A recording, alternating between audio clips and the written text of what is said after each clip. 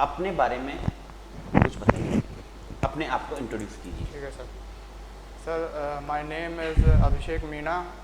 I have completed my civil engineering from NIT Kurukshetra in 2014.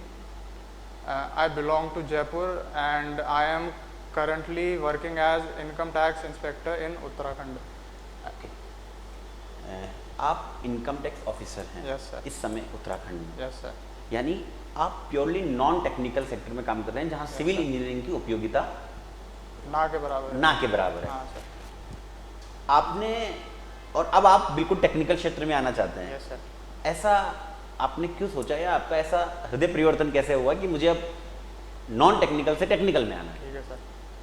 Sir, graduation के बाद sir मैंने engineering services exam के लिए apply किया था सर. तो 2016 में मैं उसके इंटरव्यू के लिए भी क्वालिफाई हुआ, लेकिन फाइनल लिस्ट में मैं रिकमेंड नहीं हो पाया सर. तो सर उसके बाद मुझे लगा मुझे जॉब की रिक्वायरमेंट है, तो इसलिए मैंने CGL के थ्रू मेरा सर इनकम टैक्स इंस्पेक्टर में सिलेक्शन हुआ. और मुझे अभी केवल 6 महीने ही हुए हैं सर ज्वाइन किए हुए. ओके, आपको 6 महीने हुए हैं। हाँ सर. यानी पहले मतलब आपको सिर्फ जॉब की रिक्वायरमेंट के लिए आपने नॉन टेक्निकल की साइड चले Yes sir, गए, yes sir. अदरवाइज आपका मानस सिविल इंजीनियर की ओर ही था सर मेरा. NIT कुरुक्षेत्र से हैं आप। Yes sir. NIT कुरुक्षेत्र यानी कुरुक्षेत्र का माइथोलॉजी में, हिंदू माइथोलॉजी में अपना महत्व है। हाँ सर. तो why Kurukshetra is famous in the Hindu mythology? Sir, Kurukshetra वह भूमि है जहां महाभारत का युद्ध लड़ा गया. और सर अभी कुरुक्षेत्र ही वह जगह है जहां पर श्री कृष्ण ने अर्जुन को गीता का उपदेश दिया था सर. और यहाँ पर अन्य कोई होली वाटर बॉडीज़ भी हैं सर, जैसे कि ब्रह्म सरोवर हो गया. ब्रह्म सरोवर जहाँ पे सोमवती अमावस्या के दिन अनेक श्रद्धालु डुबकी लगाते हैं सर. आपने कहा कि गीता का उपदेश हाँ सर. दिया श्री कृष्ण ने। हाँ सर. आप मुझे ये बताइए कि कौरव सही थे या पांडव सही थे? आपके ओपिनियन में कौन सही था? आप किस तरीके से उस पूरी कहानी को लेते हैं? सर महाभारत को सर. हाँ, सर उनकी आइडियोलॉजी डिफरेंट थी. अपनी साइड से दोनों ही सही थे सर. और सर मुझे ज़्यादा इसकी नॉलेज नहीं है सर इस बारे में. आपने इसको पढ़ा नहीं है महाभारत को बहुत ज़्यादा? अच्छा। No sir. अभिषेक 2014 के Yes, ग्रेजुएट हैं आप। Yes, sir. तो 14 से लेके आपने कहा कि अभी 6 महीने आपको सिर्फ जॉब करते हुए हैं। Yes sir. तो 2020 तक हाँ सर. उस दौरान आपका बिल्कुल गैप था या आपने कहीं जॉब भी किया था? नहीं सर, 2016 तक तो मैंने इंजीनियरिंग सर्विसेज की प्रिपरेशन की. तो 16 के एंड में इंटरव्यू मेरा ख़त्म हुआ, रिजल्ट भी आ गया था सर. तो उसमें सिलेक्शन हुआ नहीं. तो 2017 में मैंने CGL के लिए अप्लाई किया. और ये इसकी प्रोसेस सर लंबी हो गई सर, CBI जांच की वजह से. तो जो है इसका फाइनल रिक्रूटमेंट 2020 में कंप्लीट हो पाया. तो सर इस बीच में 2018 में असिस्टेंट इंजीनियर का फॉर्म आ गया था सर. तो और वो 2019 तक उसकी मेन एग्ज़ाम हो गई थी. तो सर जो मेरा इनकम टैक्स की ओर से जो क्या बोलते हैं उसको, अपॉइंटमेंट लेटर, वो सर उसमें भी काफ़ी डिले हो गया. तो इस वजह से. ओके, अगर आपने EAC की तैयारी की, आप सक्सेसफुल नहीं हो पाए, हाँ सर. असफल रहे, हाँ सर. RPSC में अगर आपका सिलेक्शन हो जाता है, हाँ उसके बाद आप EAC की प्रिपरेशन को कंटिन्यू रखेंगे? सर जो RPSC असिस्टेंट इंजीनियर की एग्ज़ाम है वो is as good as engineering services examination. तो अगर मुझे अगली किसी एग्ज़ाम की प्रिपरेशन करनी होगी तो सिविल सर्विसेज ही होगी sir. RS for example. Civil services के लिए जाना चाहते यस हैं? सर. तो जब आप सिविल सर्विसेज में जाना चाहते हैं तो वापस आप इधर बीच में, क्योंकि आपका पहले भी इतिहास नॉन टेक्निकल रहा है यस सर. और आगे भी अगर आप एडमिनिस्ट्रेटिव सर्विसेज में जाना चाहते हैं, यस सर. तो ये आपके लिए एक सीढ़ी है। आप इसको किस तरीके से लेते हैं RPSC AN की वैकेंसी को? RPSC AN सर वैसे तो मेरी फाइनल डेस्टिनेशन ही है सर.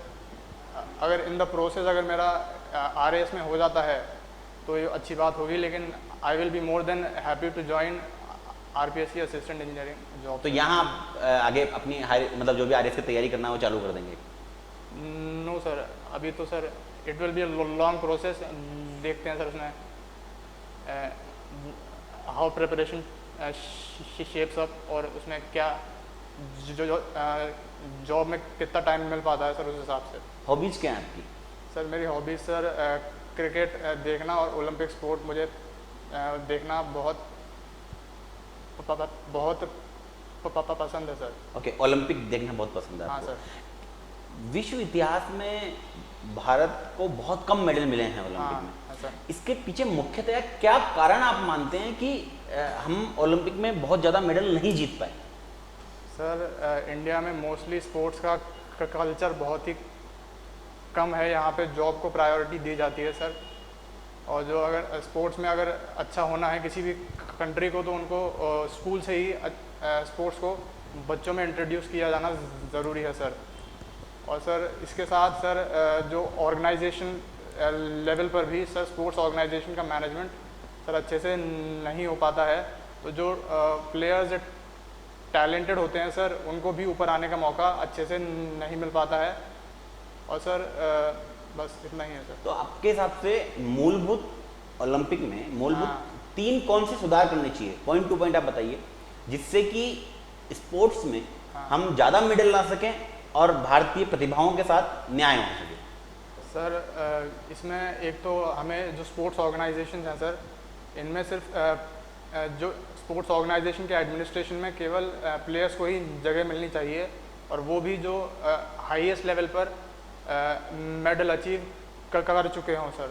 और सर सेकंड है कि फिज़िकल प्रिपरेशन के साथ सर मेंटल एस्पेक्ट भी बहुत इम्पोर्टेंट है सर, क्योंकि ओलंपिक जैसे स्पोर्ट्स के में प्लेयर बहुत ही ज़्यादा हाई प्रेशर पे सब्जेक्ट होते हैं सर, और वहाँ पर उनका ब्रेकडाउन हो सकता है। तो इसके लिए इनकी मेंटल प्रिपरेशन भी बहुत ज़रूरी है। और तीसरा स्टेप होगा सर कि जो स्पोर्ट्स को है वो एकदम बेसिक लेवल यानी स्कूल में बच्चों के लिए कंपलसरी किया जाए, और फिज़िकल एजुकेशन के भी एकेडमिक स्कोर होता है उसको इंक्लूड किया जाए।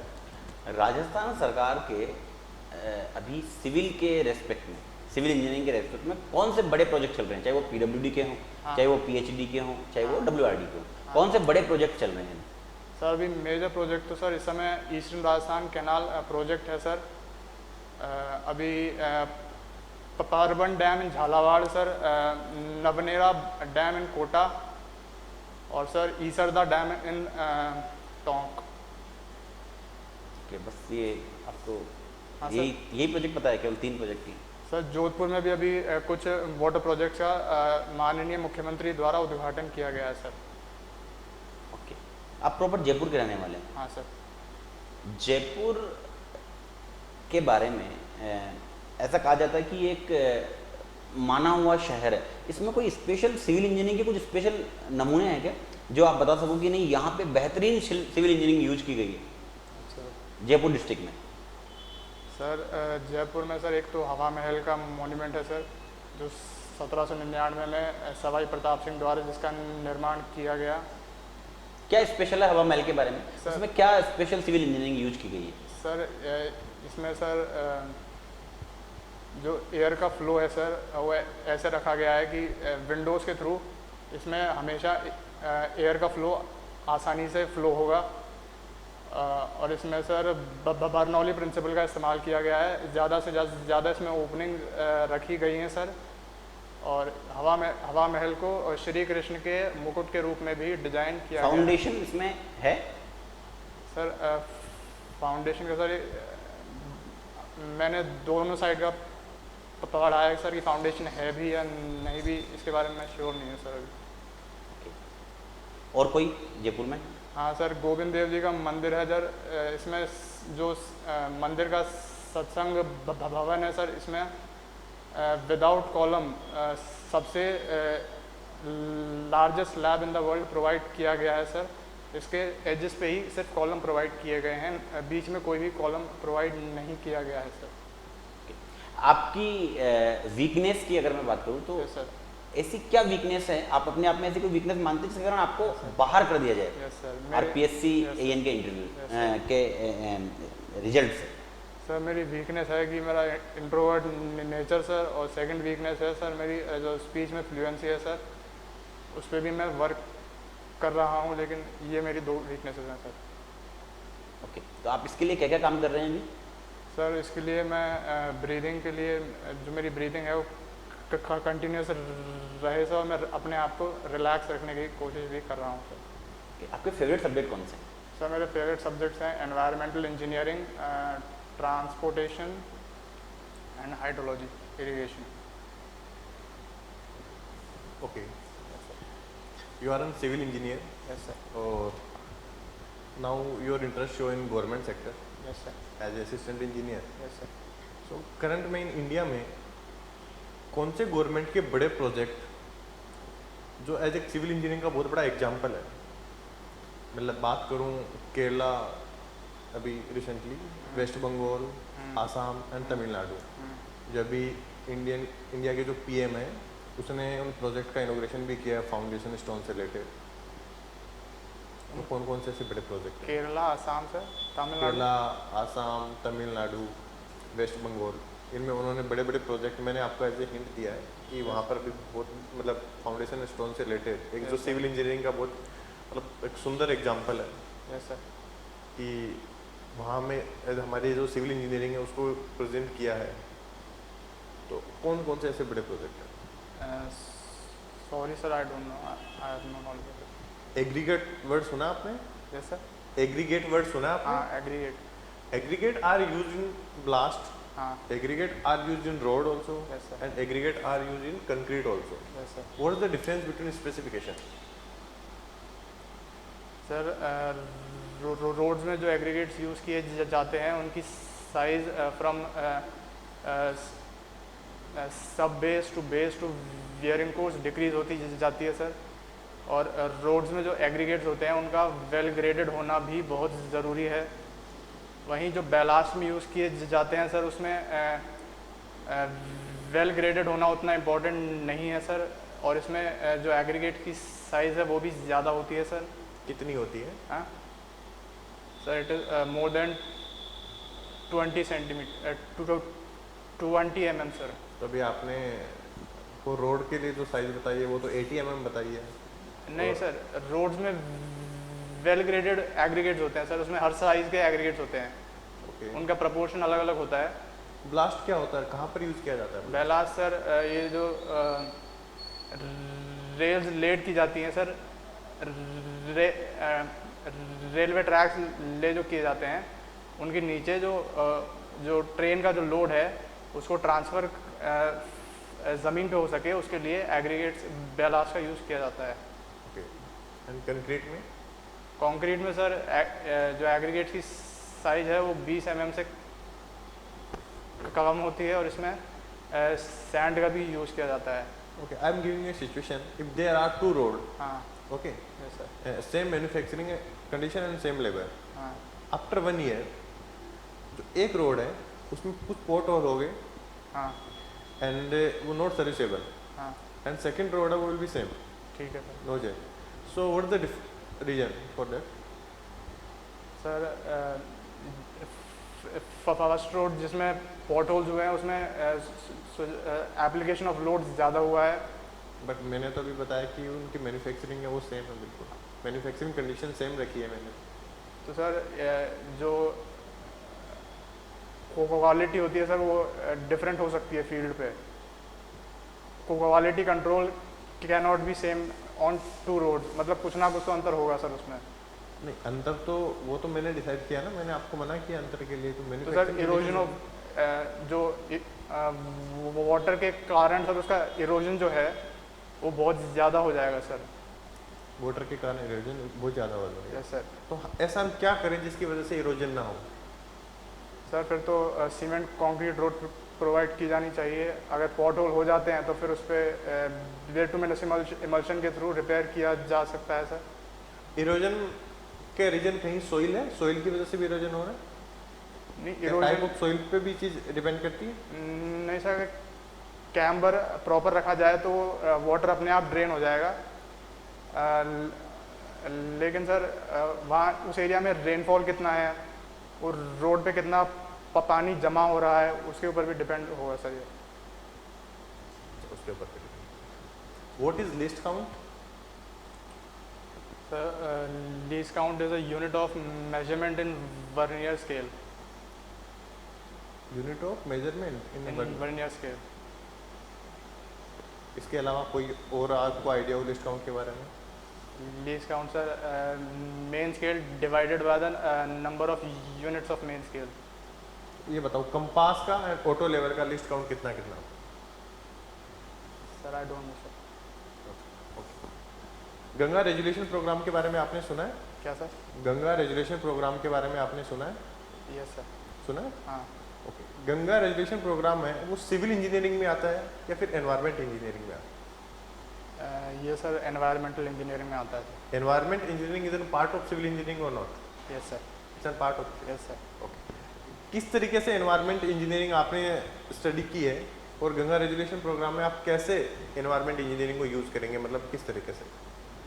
सर जो वेस्ट ट्रीटमेंट प्लांट्स होते हैं सर और इंडस्ट्रियल प्लांट्स होते हैं, यहाँ से बहुत सारा एफ्लुएंट डिस्पोज ऑफ किया जाता है वाटर बॉडीज़ में, लेकिन पोल्यूशन प्रॉब्लम उस समय आती है जब ये जो एफ्लुएंट हैं इनकी परमिसिबल लिमिट के ऊपर अगर पैरामीटर्स होंगे तो फिर उसमें पोल्यूशन होगा ही होगा। अगर एक्सेप्टेबल लिमिट से के नीचे अगर एफ्लुएंट को डिस्चार्ज किया जाएगा तो self purification of effluent will take place. तो ज़रूरत ये होगी कि सर जो इंडस्ट्रियल प्लांट्स है और सीवेज ट्रीटमेंट प्लांट या फिर लोगों के द्वारा भी जो वेस्ट डंप किया जाता है उसको रेगुलेट किया जाए। सर मेन तो यही रहेगा सर। आप गंगा रेजुलेशन प्रोग्राम, मतलब मैं गंगा नदी की बात कर रहा हूँ प्रॉपर। हाँ सर। उससे आपको ये सारी चीज़ों को रिमूव करना है। हाँ। एंड आपको वहाँ अपॉइंट किया जाता है मान लो। Yes sir. तो आप क्या एक्शन लेंगे? आपको क्या लगता है कि सबसे पहले ये वाला प्रोसेस किया जाए एज ए सिविल इंजीनियर, हाँ। तो इसमें से इसकी क्लीनिंग का जो प्रोसेस है वो और स्पीड से किया जा सकता है? आपका इंटरेस्ट होना है ना एनवायरमेंट इंजीनियरिंग यस सर। और कहीं पर किसी कोई वाटर है जिसमें ये सारी बहुत सारी जो प्रॉब्लम आपने बताई, ये प्रॉब्लम उस नदी में है, आपको भी पता है गंगा नदी में ये सारी प्रॉब्लम है। Yes sir. तो एज ए सिविल इंजीनियर आपका एनवायरनमेंट में इंटरेस्ट भी है, तो आप कैसे इन चीज़ों को रिमूव करेंगे वहाँ? ऐसा क्या कौन सा मेथड यूज़ करेंगे? सर मेनली तो जो एफ्लुएंट के पैरामीटर्स है सच एज बीओडी और सस्पेंडेड सॉलिड्स जो कि वेस्ट वाटर ट्रीटमेंट प्लांट और इंडस्ट्रियल प्लांट से डिस्चार्ज किए जा रहे हैं उनको कंट्रोल करना ज़रूरी है। और जहाँ से रिवर में मैक्सिमम पोल्यूशन हो रहा है, जैसे कि लोग उसमें वेस्ट अपनी ओर से डाल रहे हैं, वहाँ पे उसका रेगुलेशन करना बहुत ज़रूरी है। इसको सर मैन्युअली भी किया जा सकता है या फिर बाउंड्री के थ्रू भी किया जा सकता है sir. Okay. What are method of erection of pile in Ganga river? Sir कौन कौन से मेथड? अगर सर ब्रिज प्रोवाइड किया जाना है तो सर उसमें well foundation will be provided. इस foundation? Well foundation. Well foundation, आप रिवर में वेल फाउंडेशन प्रोवाइड कर सकते हो? नहीं, piers sir. Yes. Yes sir. Okay. Well foundation will be provided in जब मैंने आपको मेथड पूछे हैं, what are the method? Sir mainly तो पाइल फाउंडेशन ही होगा सर।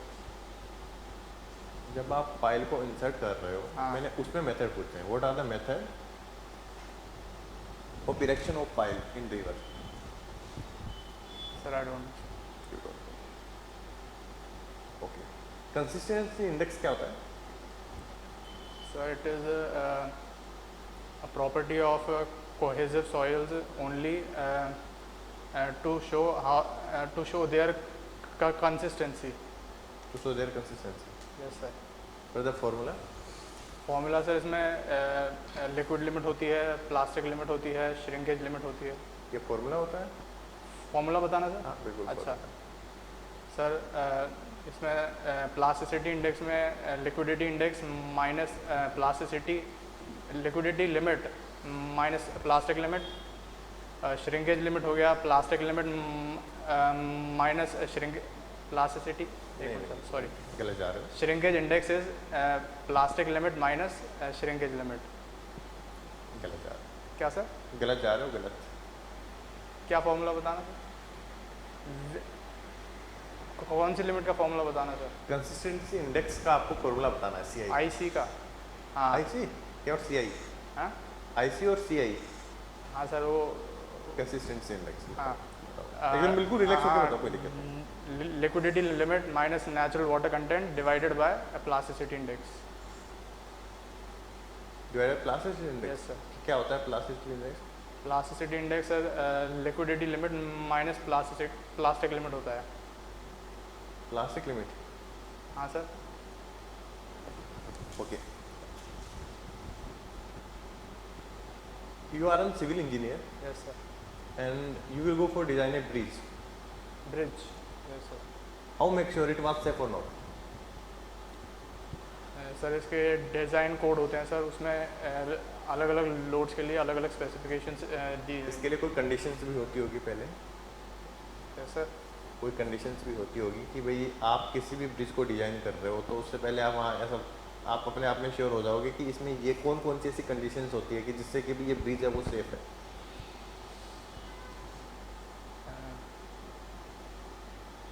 सर इसमें जो वाटर का फ्लो है उसको इंश्योर करना ज़रूरी है कि जो फाउंडेशन है उसका इरोजन वाटर के फ्लो से ना हो। और इसका तो एग्जाम्पल अभी आपने दिया तो है। क्या सर? अगर किसी रिवर में पानी अगर आप वाटर बता रहे हो हाँ। तो वाटर के लिए तो हमारे पास फाउंडेशन बनी है, ठीक तो है। वो तो हमने अभी पढ़ ही लिया कि फाउंडेशन तो हम इसमें अप्लाई कर ही सकते हैं। ठीक है sir. Apart from this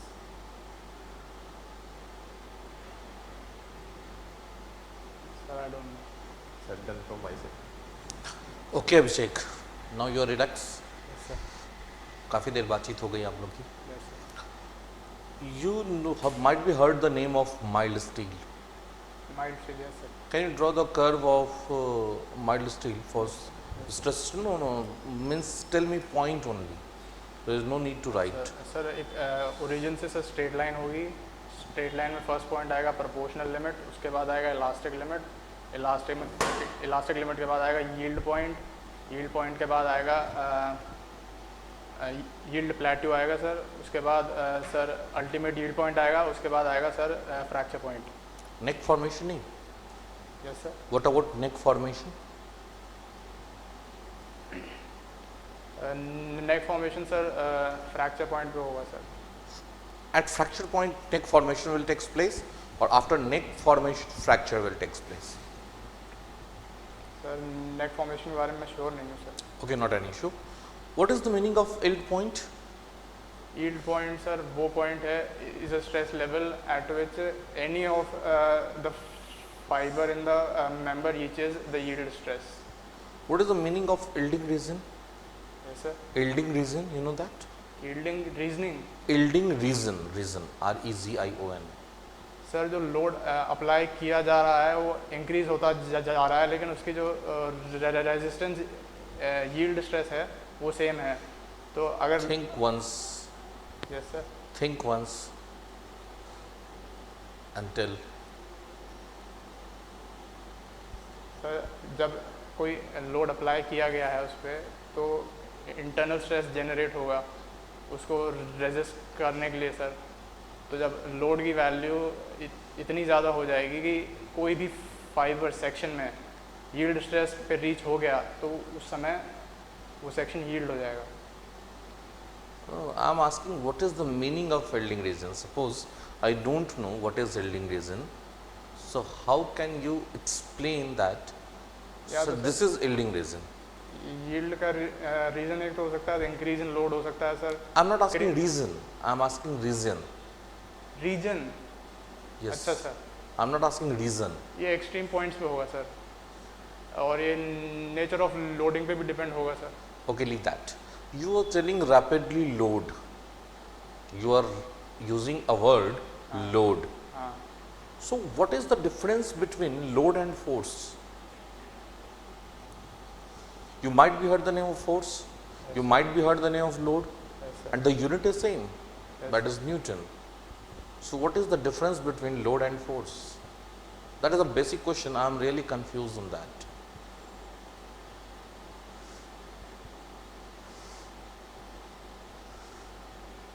sorry sir I don't no. Okay, not an issue. Okay, according to civil point of view, explain the types of load. Load sir एक तो ग्रेजुअल लोड होता है सर, Gradually load और and एक sir impact load होता है, impact load, और एक साइक्लिक लोड होता है सर। cyclic load, सर अभी तीन ही याद है sir. point load, UDL, UVL. Sir वो This- ग्रेजुअल लोड में आ गया ना sir. That is gradual load. Yes sir, And what is the meaning of dead load? Yes sir. What is the meaning of dead load? The load of the member is called dead load sir. Yeah, sorry. Load of the member itself is called a dead load. Means self weight is known as dead Self load. weight of member is called dead load. Dead load. Yes sir. Suppose this is stable and we are putting book here. So this is gradually applied load or this is dead load? It is gradually applied load और table पे dead load इसका खुद का weight होगा sir. Confirm? Yes sir. 100% sure. Sir आप Or table को लेके confused? बोल रहे हैं sir. With Yeah, respect- yeah, yeah. I'm asking, this is system हाँ, and I'm going to put this book on this table. So this load is dead load or gradually applied load? it is a gradually applied load. It is gradually applied load. Okay, leave that. What is Archimedes principle? The Archimedes principle says that when a body is immersed in the in a water, the weight of the fluid displaced by it will be equal to the weight of the body So itself. can we tell that CG and CV, center of gravity and center of buoyancy, हाँ, will be same point? Sir अगर body fully immerse है water में तो उस समय तो same होगा sir. Always. इसकी सर जो स्पेसिफिक ग्रेविटी पे भी डिपेंड होगा sir. What is specific gravity? So specific gravity tells us that how heavy a body is. अगर सर एक से ज़्यादा स्पेसिफिक ग्रेविटी होगी तो फिर तो सिंक हो जाएगा वाटर में, क्योंकि वाटर की स्पेसिफिक ग्रेविटी 1 होती है। अगर So बॉडी we की are comparing specific gravity with water only. हाँ तो अभी तो इस समय वाटर में ही इमर्स की जानी है ना सर बॉडी को। I'm not telling that. You are telling that in water. I'm not taking any reference. With respect to the fluid in which it is being immersed. Okay. So we are finding out specific gravity with respect to that fluid. Fluid, yes sir. Suppose I want a specific gravity of mercury. So what is that? 13.6 होता है sir With respect to? with respect to water. Why water? Why not with respect to oil? इसको sir standard fluid water ही माना जाता है। Why? What is the cause behind that? Yes sir. What is the cause behind that? Sir. Why we are taking water as a standard fluid? Sir, on Earth it is 75% of Earth is covered with water and it is a universal fluid also. Okay. So what is the density of water? It is 1000 kg per meter cube. Always. नहीं sir, temperature pressure पे depend होगा sir इसका। So this value is at what temperature and what pressure? Sir pressure तो 1 atmospheric होगा और temperature होगा 20 degree Celsius. I am not sure about it, बस इतना है। Okay. When the density of water will be maximum? Sir at 4 degree Celsius. And what is this value? Sir it will be around 1000 kg per meter cube only. But you are telling that at 20 degrees Celsius that is 1000 kg per meter cube. So the change is very small. Okay, if I am going to decrease the temperature of the water Yes sir. from 4 degrees Celsius, so what will happen with density? Density will increase or decrease? It will increase sir. Yeah, It will that is a very small question. yes sir. Yes. And if we will increase the temperature, so what will happen? With water I am asking only. Sir 4 degree Celsius पे सबसे ज़्यादा होती है, उससे ऊपर उससे नीचे decrease ही होगा सर। Decrease ही होगी नहीं? हाँ sir. Okay, thank you. Done from my side. Okay. Thank you. If you really like the video, please hit the like button, share the video, subscribe to our YouTube channel and press the bell icon for the latest updates. Thank you.